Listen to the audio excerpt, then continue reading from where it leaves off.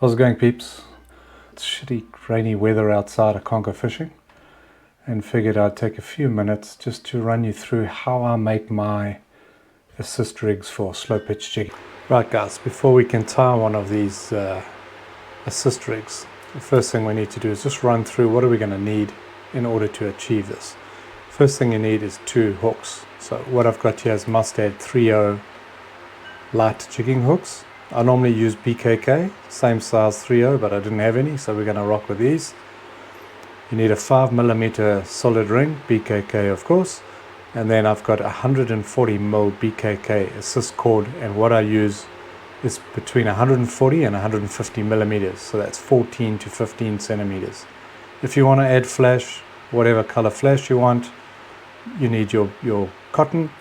I use 280 denier. It's extremely strong. It allows me to pull it very tight. I want those bindings super tight so that nothing can slip. I then use Loon UV clear flour finish, the thicker one, just to finish it off, and you'll see how that is done. Obviously a torch just to set that. Splittering pliers, those are going to help you to pull any knots that you make nice and tight. Some scissors that can cut quite thick assist cord. And then what I've got is I've got a piece of 80-pound braid about 15 centimeters long with a knot tied in it. Right, so hopefully you all got a view of the vise and you can see what's going on.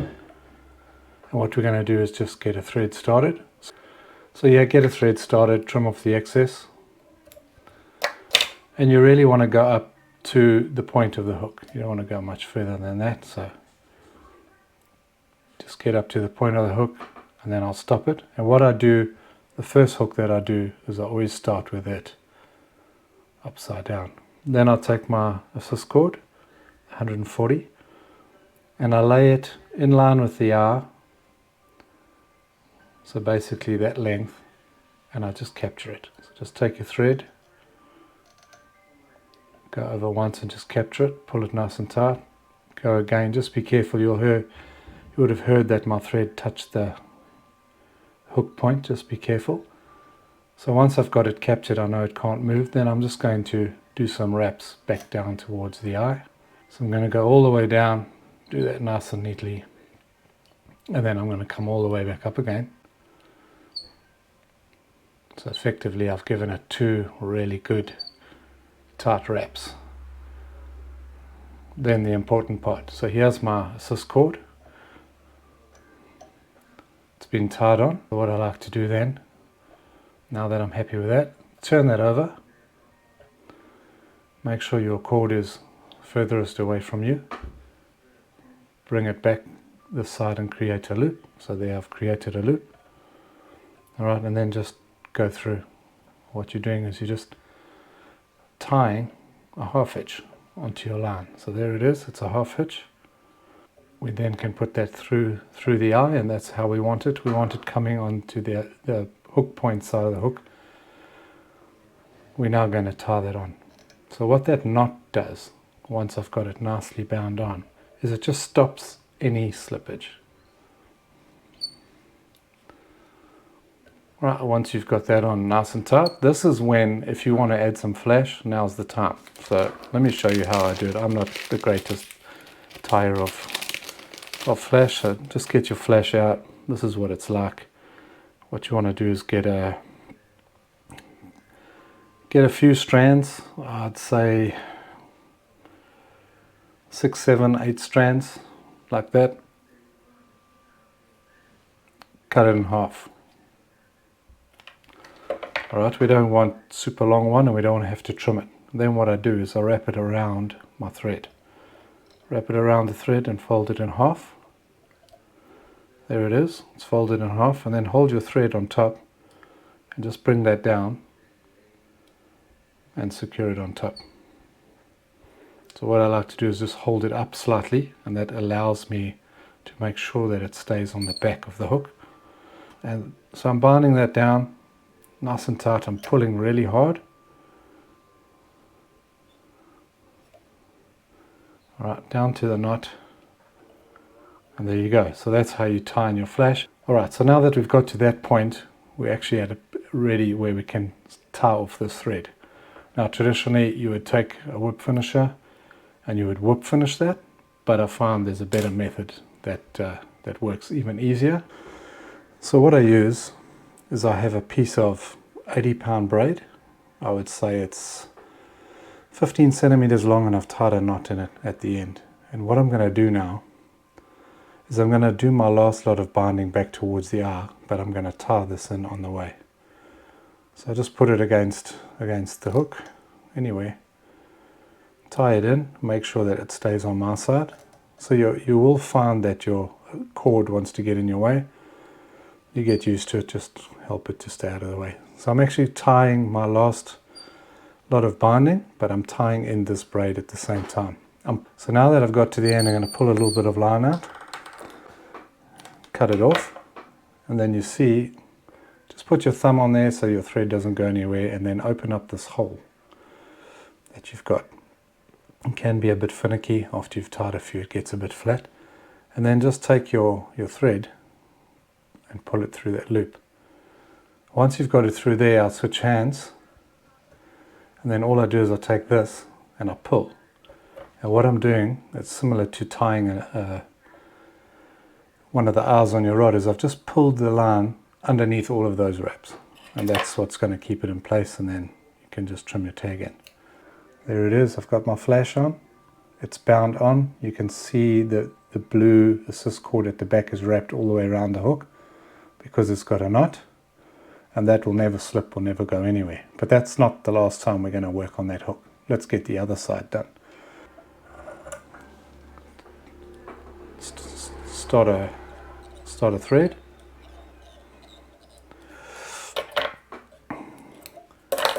Get back up to the eye of the hook. Now, because we're doing the opposite side, we do everything the opposite way. We're going to keep the hook facing the right way around. And what I'm going to do now is I'll measure from the eye of the hook 4.5 centimeters.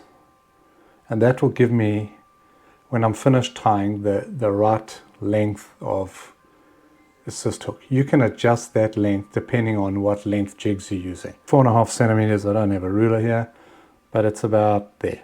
All right, and then what I do is you just take the rest of the assist, thread it through the eye to where that finger is, and then I hold it on top. All right, so there you can see it. Story. We're going to tie it, put a couple of loose wraps, and then pull those tight, and then wrap back up towards the eye. I've gone all the way down to the eye, and I'm going to go all the way back up again. If you remember, I went down and up with the last hook, so now I'm all the way back up. Now I can turn the hook upside down. So we're just doing everything in reverse. Obviously I don't have as much line, so around the back and through, just a little overhand knot or granny knot, whatever you want to call it.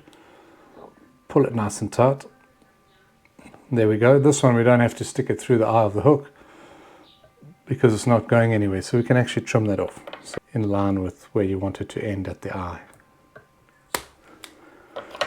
Alright, so now all we need to do is just bind that in. You can see I've made the length of my cotton quite long, and that helps me to go underneath this hook without getting caught and getting irritated the whole time. So I'm going to tie that in nice and tight. Because I'm doing flash, I'm going to turn it back. I want the flash onto the back of the hook. Fold it in half around your line, make sure it's nice and even, and then tie it on top. Alright, so I'm back up to the top. Alright, so what do? We now take this 80-pound braid with a knot. We're going to tie that in. Just one loose wrap to get it orientated. And now we're going to go back to the hook eye.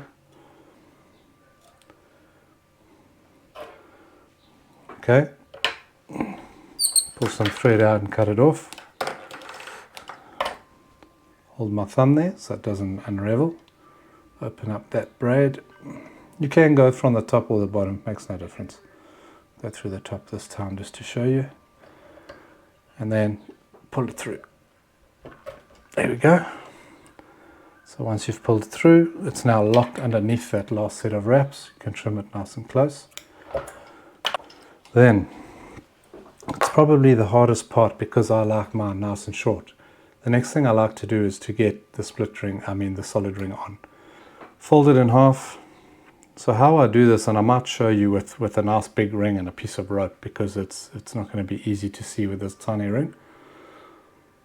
But traditionally you'd go through the solid ring and then you'd just wrap it over. What I do is I turn the ring once and then I turn the ring again.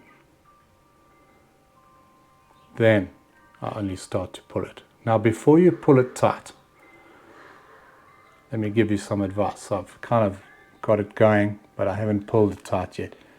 We want these hooks like they are now to face each other, but you can see this one's over that one. So kind of orientate your hooks how you want them to be when it's finished and hold those. So I'll work that fairly tight with my fingers. You can see the hooks aren't really facing each other.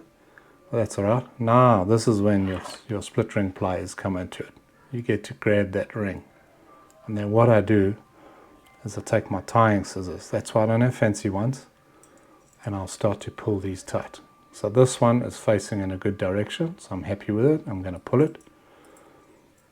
This one needs to face the opposite direction. So I'm going to do that as I'm tightening it. I'm turning. So that's how it looks. And you think, okay, well, that's done. Well, like I said earlier, a snapper's going to eat through that thread, a couple of downs. So now what I do is I put it back in my vise. So we take the loom, the UV. All right, I use the brush applicator. It's much easier. And I just cover that binding with a good helping. That's what I said about a rotary vise. Let's just give it a good coating. I like to put a fair amount. All right, once you've put that on, I like to turn it a few times because it will level itself out. Once I've done that, you can see how fluorescent it is. Beautiful. Just give it a little bit of love with the light. You don't have to do too much, just to set it, and that's that one done. And that's it. So yeah, it's pretty cheap. You get to choose your type of hook, the gape, the size, everything that you want. You get to choose your ciscord. You get to choose your flash. If that's how I do it. If you like that, give me a thumbs up. If you need any advice or you want to know how I do these things, send me a private message. I'm quite happy to call you, let you know how I do it or help you. And yeah, tight lines, give it hell.